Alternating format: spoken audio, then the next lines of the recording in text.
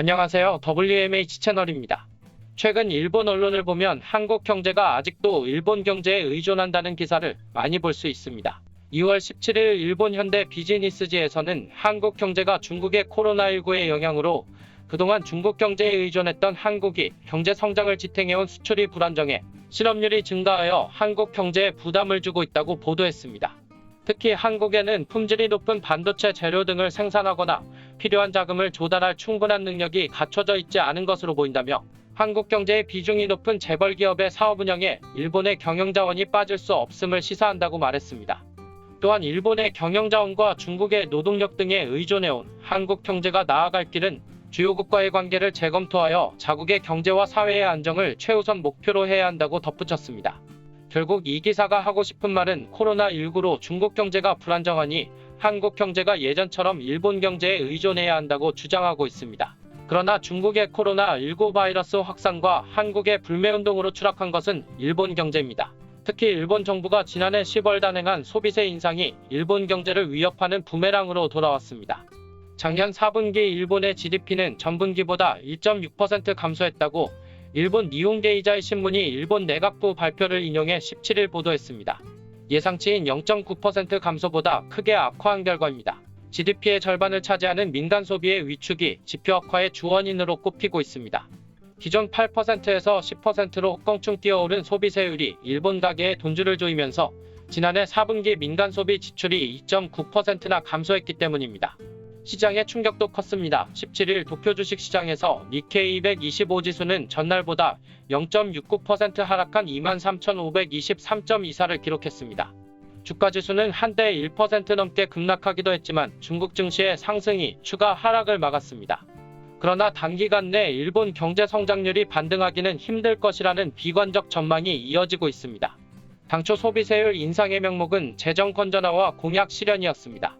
그러나 미중 무역전쟁과 한국의 불매운동으로 안 그래도 팍팍한 경제 상황에서 꺼내든 증세 카드는 자충수가 됐다는 평가를 받고 있습니다. 글로벌 경제의 불확실성이 커지면서 수출 감소가 이어지는 가운데 국내 소비까지 위축되고 있기 때문입니다. 설상가상으로 올해 초 코로나19 확산까지 겹치면서 소비세 증세는 일본 경기 침체의 촉발제가 될 수 있다는 지적이 나오고 있습니다. 정부가 돈을 풀어 경기를 부양하는 아베노믹스 하에서 소비세 인상은 오래된 숙제였습니다. 정부의 지출과 부채를 떠받칠 재원이 필요했기 때문입니다. 그러나 연이은 선거를 앞두고 아베 신조 일본 총리는 이미 두 차례나 인상을 미뤘습니다. 2014년 12월 중의원 선거와 2016년 7월 참의원 선거를 앞두고 표심을 잡기 위해 소비세 인상을 유보한 것입니다. 소비세 인상이 단행될 당시에도 여론이 좋지 않았습니다. 지난해 9월 교도통신이 실시한 여론조사에서는 소비세율 10% 인상에 반대한다는 응답이 51.3%로 찬성한다 43.3%를 8% 웃돌았습니다. 특히 서민과 중산층을 중심으로 생활고가 가중될 것이라는 불만의 목소리가 높았습니다. 하지만 부정적 여론에도 불구하고 정부는 세수 증대에 정책 무게를 실었습니다.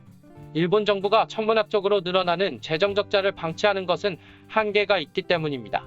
지난해를 기준으로 GDP 대비 정부 부채는 240%에 육박하고 있습니다.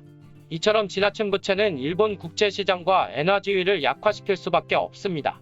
아베 정부로서도 증세밖에 선택지가 없었다는 지적이 나오는 이유입니다. 일본 정부는 사회보장 강화를 위해서도 소비세 인상은 필요하다고 주장했습니다. 당시 아소다로 경제부총리는 모든 세대의 사회보장 창출을 위한 안정적인 재정 자원을 확보하기 위해서는 이번 세금 인상이 매우 중요하다고 밝혔습니다. 하지만 높은 부채 비율에도 불구하고 일본 정부의 씀씀이는 줄지 않았습니다.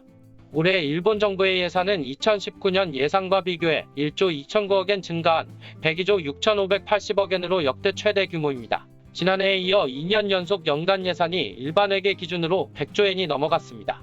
일본에서 물건과 서비스를 구매할 때 내는 간접세인 소비세 인상이 일본 소비자들에게 끼친 영향은 예상보다 컸습니다. 전기와 가스 등 공공서비스 요금은 물론 고속도로 통행료와 철도, 버스 등 교통운임도 대상이 됐으며 외식이나 주류는 물론 병원비도 인상됐습니다. 소비세 인상이 단행되기 전인 지난해 9월 일본의 소비자 태도지수는 현재와 같은 조사 방식이 적용된 2013년 4월 이후 최악인 35.6을 기록하기도 했습니다. 앞서도 아베 정부는 2014년 4월 소비세율을 5%에서 8%로 올렸습니다.